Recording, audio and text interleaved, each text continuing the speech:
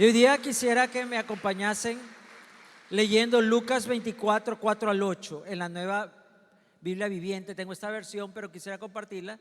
Lucas 24, 4 al 8 dice: estaban confundidas, pues no sabían qué había pasado. Está hablando de las mujeres que madrugaron un domingo, que terminaba el Sabbat, para ir a hacer los preparativos, porque en la premura de la crucifixión, en la noche que ya cogía y tuvieron que sacar el cuerpo y corre porque comenzaba el Sabbat, no había hecho los preparativos tal cual eran los rituales mortuorios de los judíos.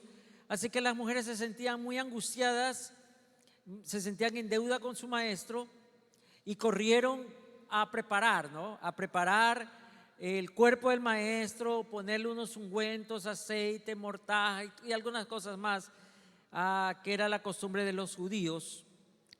Pero cuando llegan, ven que la tumba, donde había una gran piedra, estaba movida y la tumba no sabían qué había pasado. Estaba sin guardias, no estaba el hortelano, estaban confundidas.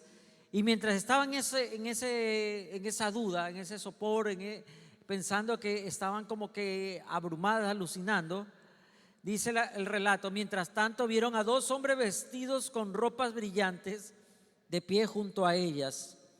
Estaban tan asustadas que se inclinaron para tocar el suelo con su rostro.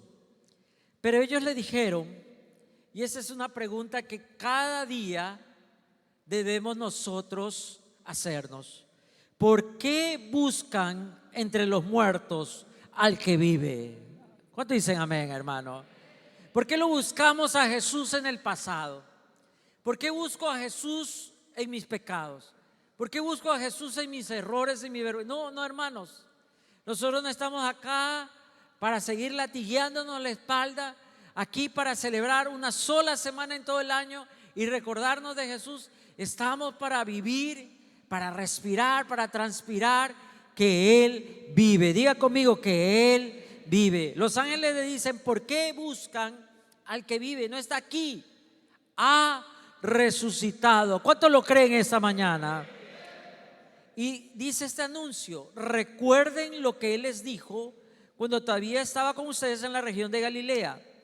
El Hijo del Hombre tiene que ser entregado en manos de hombres malvados y lo crucificarán, pero al tercer día va a resucitar. La palabra de los ángeles es: recuerden. Hoy nosotros nos olvidamos tan pronto y tan rápidamente de la bondad del Señor, de lo bueno que es Dios, y pasamos la página a otro asunto. Pero hoy día tomémonos un tiempo y recuerden lo que Dios nos ha dicho, recuerden las veces que Dios nos ha salvado, recuerden el amor inmesurable de nuestro Dios, recuerden que Él está aquí, recuerden que yo no voy a fracasar, recuerden que usted ya no está débil, recuerden que usted no es un condenado, recuerden que Él ha resucitado. ¿Sí o no, hermanos?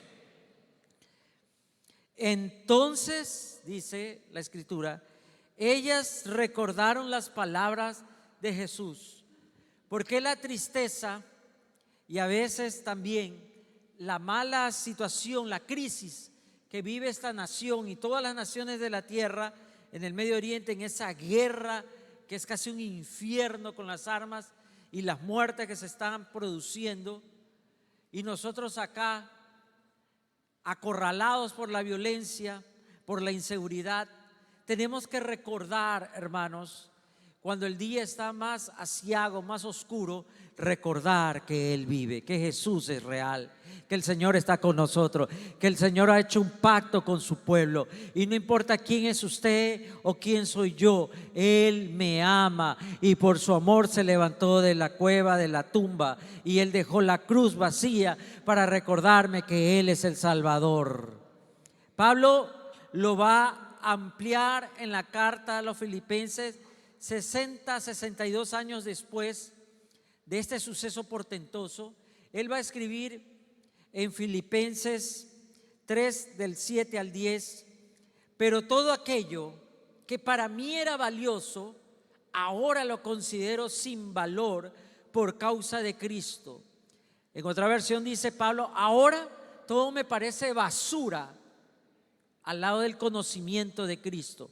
Es más, todo lo considero una pérdida comparado con el supremo valor de conocer a Cristo Jesús, mi Señor.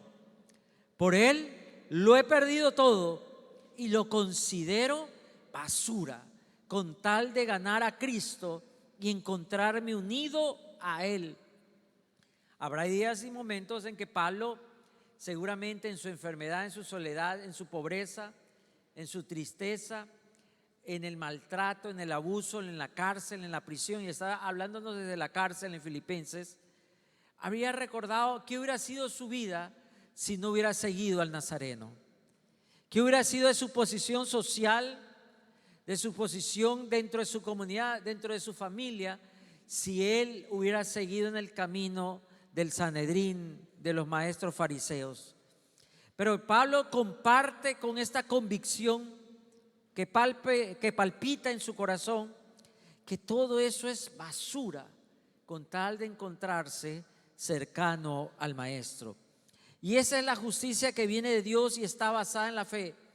Lo he perdido todo con tal de conocer a Cristo. Pero no se queda ahí, sino también de experimentar el poder de su resurrección. Y noten esto, de su resurrección, de tener parte en sus sufrimientos y de llegar a ser semejante a Él en su muerte. Lo he perdido todo. ¿Cuántos de acá podríamos decir: lo he perdido de todo con tal de conocer a Cristo y experimentar el poder de su resurrección? Es decir, que cada vez que yo paso por esas circunstancias amargas, cada vez que mi vida se siente perseguida, yo puedo experimentar el poder de la resurrección. Cuando me siento más agobiado, cuando me siento prisionero de todo lo que sucede a mi alrededor, del mal que se levanta, hermanos, de que usted está transitando en la calle y le pueden robar y le pueden hacer algo peor. Y si usted ha subido de un bus o está manejando tranquilo en su carro, puede venir atrás de usted la desgracia. Pero en ese instante, en ese momento, usted puede recordar la promesa del Señor, que Él ha resucitado. Y porque Él ha resucitado, nosotros también recibimos ese poder para encontrarnos libres delante de Él. El poder de la resurrección lo podemos transmitir o entender en tres formas. El vencimiento a la muerte, porque como decía un famoso psicólogo, Steckel, todo miedo es un miedo a la muerte.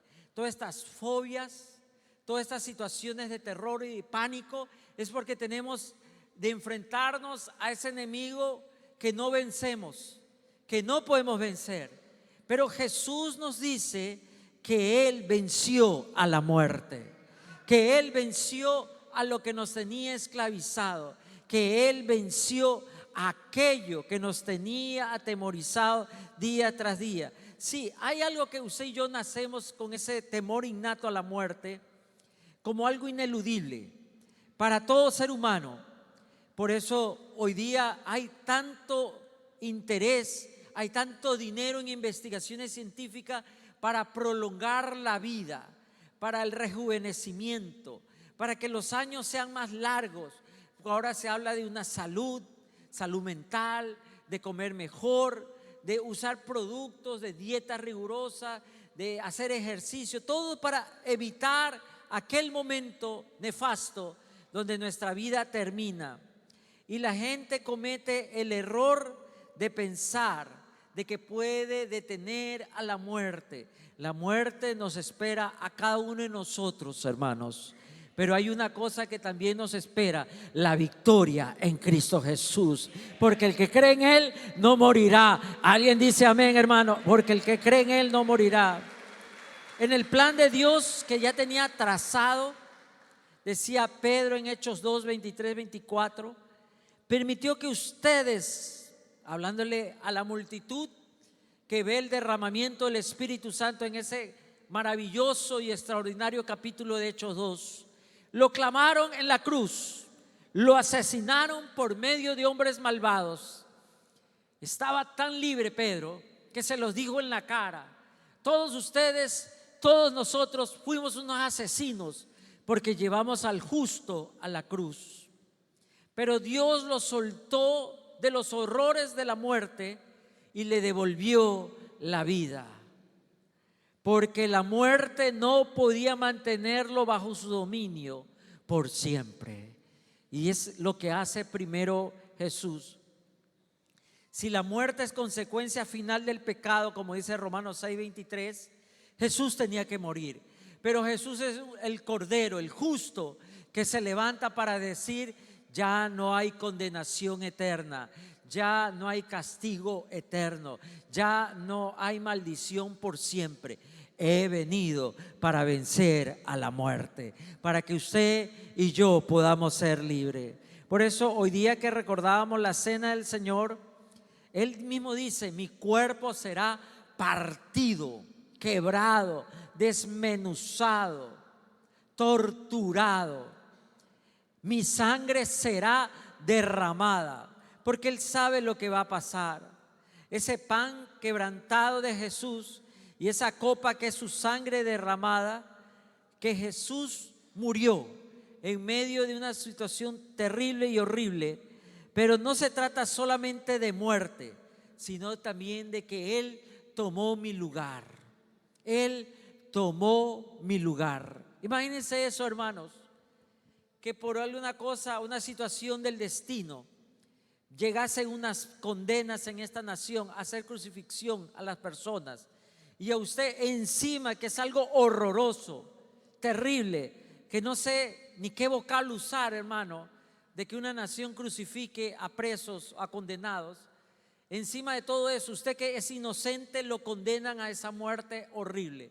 Bueno, eso era lo que estaba viviendo Jesús. Él muere en la cruz, no porque ellos tienen poder, no porque es el imperio que gobierna, no porque ellos son los ricos y mueven las cosas y los ricos se salen siempre con las suyas. No, Él muere en la cruz por usted, por mí, porque yo debía haber muerto en la cruz, pero dijo Jesús: no, yo tomo tu lugar. ¿Cuánto le agradecen al Señor? Amén. Él tomó mi lugar, Él tomó tu lugar. Y tal vez hoy día aquí escondidos en medio de la multitud podemos tratar de silenciar la conciencia, podemos tratar de engañar nuestro pensamiento, que estoy lejos de Jesús, que sigo portándome lejano a Él, indiferente a Él. Y aún así, lo que hay en su corazón, Jesús murió por usted, hermano. Jesús murió. Y sabe, yo estoy seguro que Jesús volvería a morir por usted, aunque usted no lo ame. Jesús es así. El poder de su resurrección, dice Pablo, yo quiero conocerlo a Él. Quiero conocer ese poder que hay en Él, que lo levanta de la muerte. Pablo, en los versos anteriores, había dejado de lado deliberadamente todo lo bueno humano que se veía en Pablo. Todas las oportunidades a un lado las tenía como estiércol o como basura, como dicen los escritos originales. Todo eso le parecía a él algo que no servía para nada, con tal de acercarse a Jesús. Porque para mí, dice Pablo, era ganancia. Todo lo que para mí era ganancia, lo tengo como basura por causa de Cristo. Hoy que el ser humano quiere justificar su vida, sus pasos, sus decisiones, y quiere sacar a Dios de la ecuación, donde dice que no hay un Dios, que yo no le rindo cuenta a nada, que después de la muerte no hay nada más, que todo el infierno y el cielo está aquí en la tierra, que no importa lo que yo haga, siempre va a haber sufrimiento, que no importa lo que vivamos acá, todos moriremos, es cierto, pero tendremos que dar cuenta al Rey que vive para siempre. Y Pablo dice: yo pude haber disfrutado de la vida, yo pude tener todas las oportunidades que me daba mi familia, que parece ser que la familia de Pablo era una familia adinerada. Yo pude haber escalado posiciones religiosas y sociales en mi comunidad, pero todo eso no me sirve de nada junto al sacrificio de Cristo Jesús. ¿Por qué nos afanamos entonces tanto, hermanos, por vivir una vida libre de dolor si nos espera una muerte y un juicio que nos condenará eternamente? Si hay algo que debemos recordar en la resurrección es que Dios extiende su perdón para todo aquel que lo reciba, para todo aquel que lo solicita, para todo aquel que lo cree. Pablo pudo haber hecho una lista de ventajas, de confianzas en su carne, en sus habilidades, en sus amigos, pero le dio la espalda a todo por el crucificado. Hoy día ustedes y yo estaremos listos para cerrar y darle la espalda a aquello que parece darme oportunidades y vida.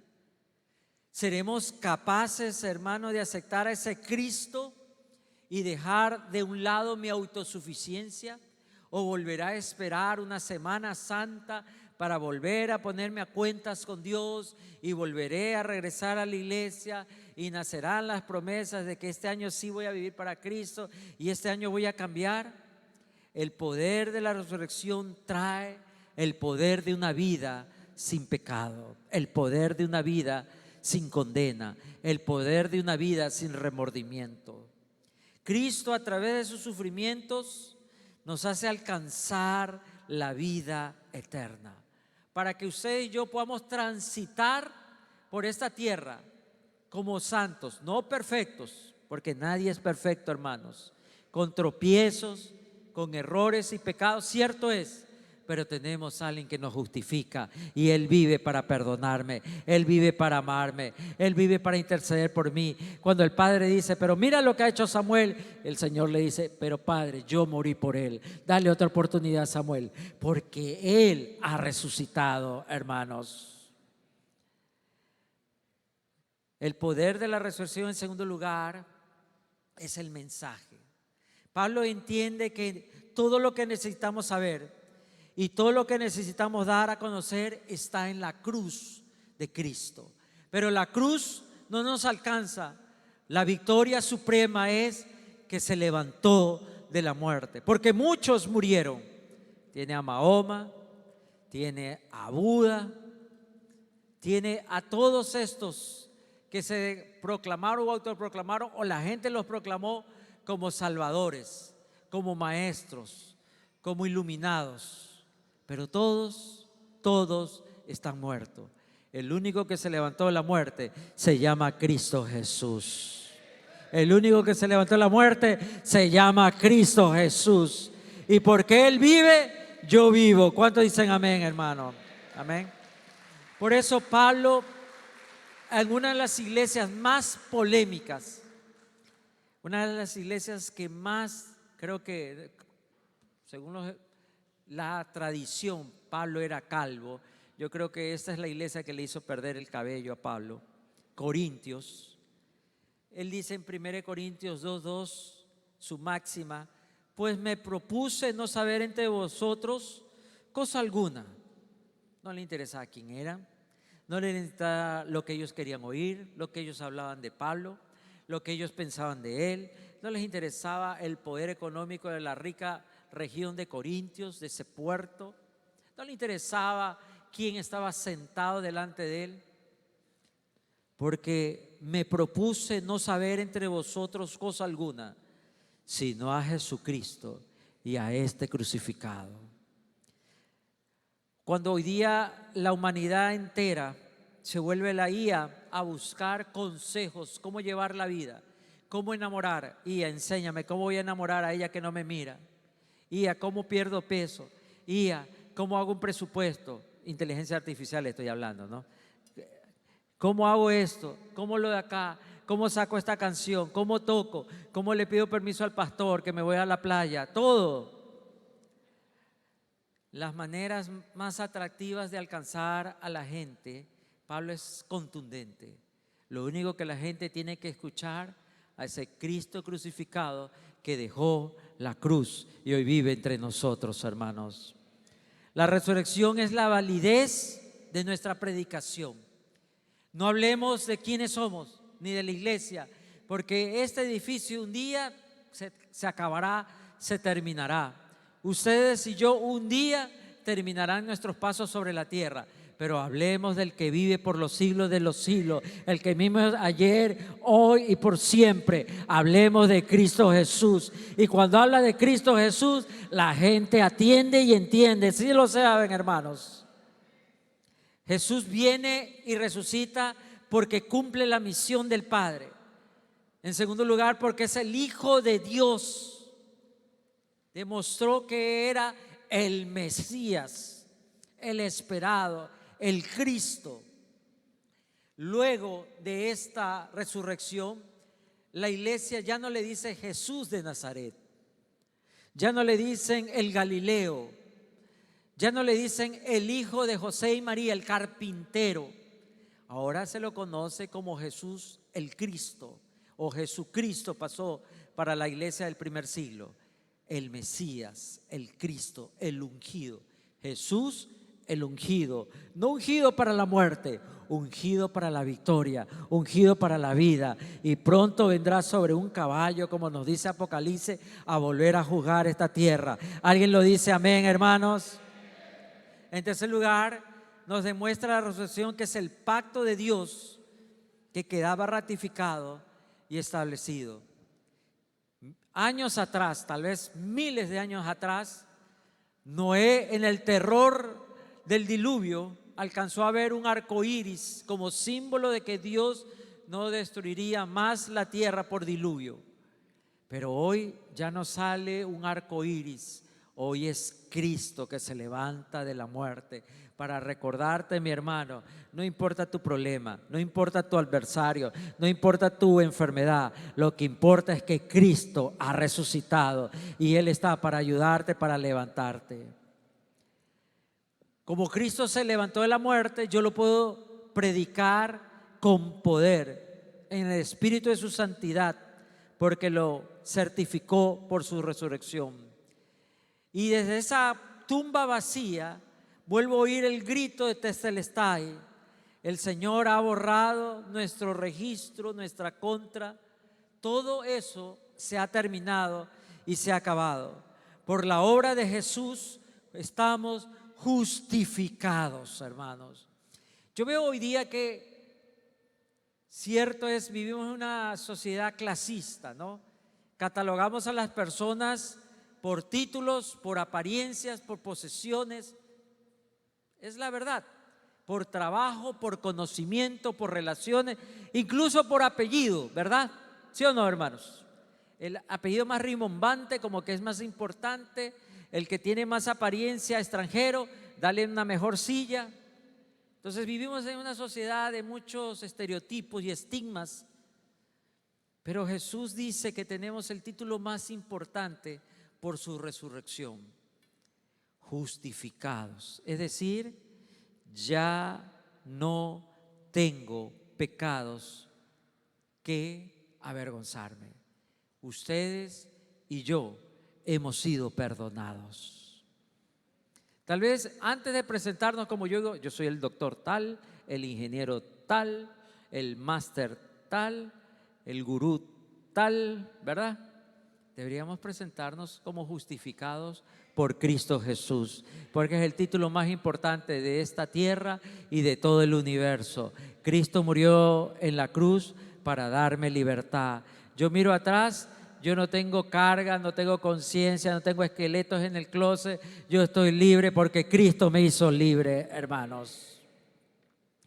Nuestra celebración y nuestro gozo es recordar que resucitó, sino que también mi vida a diario resucita. Cuando me siento caer y me siento derrotado, alabo a mi Padre, porque su misericordia es grande y nos ha hecho nacer de nuevo. Es solo la resurrección de Jesús que nos da energía. No es Red Bull, hermano, ni Monster, ni el alcohol, ni la chelita. Nada de eso le da vida a usted, hermanos. Ni la novia, ni la esposa, ni el encebollado. El que nos da vida se llama Cristo Jesús. El que llena mi vida se llama Cristo Jesús. Pierda o gane Barcelona, yo soy feliz porque mi esperanza no está en un equipo, mi esperanza está en Cristo Jesús. ¿Cuántos dicen amén, hermanos? El poder de su resurrección significa que tenemos El poder de superarlo todo, hermanos.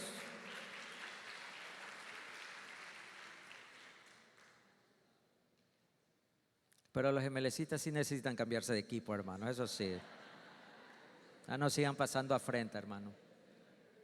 Estaba pensando en eso, pero bueno. La resurrección de Cristo te permite vencer la adicción, el miedo, la ansiedad, el egoísmo, el afán, el deseo de complacer a los demás. Todo lo que te separa del amor de Dios y nos ayuda a convertirnos en personas libres y victoriosas se encuentra en la vida del Hijo de Dios, el cual se murió por usted y por mí y ahora vive a la diestra del Padre, intercediendo por mí. Usted y yo no tenemos que sucumbir a nada, a un derrotado, a un deprimido, a un solitario. Yo recuerdo, Cristo ha resucitado.